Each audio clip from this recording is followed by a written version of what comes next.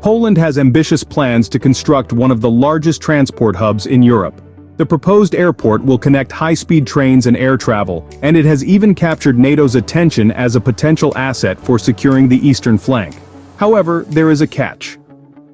Warsaw already has two airports, and replacing them with a new mega airport has sparked some controversy. The new government is also not in favor of the project. So what are the reasons behind this mega project? Let's dive deep and find out. The Solidarity Transport Hub, situated 40 kilometers west of Warsaw, will combine air, rail, and road transport to create a major transport hub for Central and Eastern Europe. It will feature 2,000 kilometers of new high-speed railway lines connecting the capital with major Polish cities. The aim is to handle more than 40 million passengers annually by 2035. The design is a blend of traditional and futuristic styles that includes an airport terminal, a railway station, and a public transport interchange. These facilities are situated in close proximity to each other for convenience, and they will merge into a single point. A large interchange plaza that receives natural light from the nearby Campinos forest in Warsaw. The interior space will be heavily decorated with trees and greenery, which will help to reduce stress levels for passengers. Although the idea of the airport is not new, the government has been analyzing, researching, and conducting feasibility studies since the 1970s.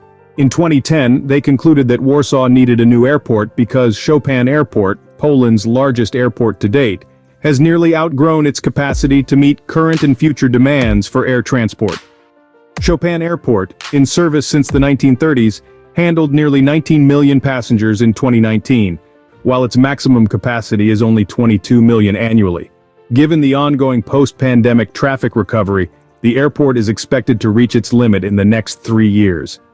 The Solidarity Transport Hub, also known as the Central Communication Port or CPK, is the only remaining option. It plans to handle 30 million passengers by 2028 and 40 million annually by 2035. CPK is more than just a transport hub. It is a critical component of Poland's transport system, connecting major cities by air and land. With high-speed trains, travel times will be no more than 2.5 hours. Additionally, 2 new lines will serve previously unconnected cities, resulting in nearly 2,000 kilometers of new high-speed railway lines.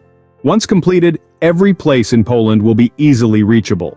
This is essential for international traffic, such as taking a high-speed train from Hungary, Czechia, or Slovakia to Warsaw, arriving at the hub, and then flying anywhere all in one place. Apart from economic and infrastructure benefits, the CPK has something less obvious but equally important to offer: defense capabilities. The war in Ukraine taught Poland that it needed a high-capacity airport for 24/7 operations, suitable for cargo and connected to the railway and road networks. The CPK has been labeled as key to securing NATO's eastern flank, which is why it has been planned as a dual-use infrastructure, a civil airport in times of peace and a military installation that can be used by NATO support and rapid response forces in the event of war. The situation in Eastern Europe and the war in Ukraine specifically is one of the reasons why the project is still on the table. The general elections were held in Poland last year, and the Law and Justice Party won the most seats. However, they were unable to form their own government, so the Civic Coalition took power instead. The new government is not exactly fond of the mega project, which is made up of several opposing parties. They announced that the CPK may be reviewed and that it might not be necessary at all.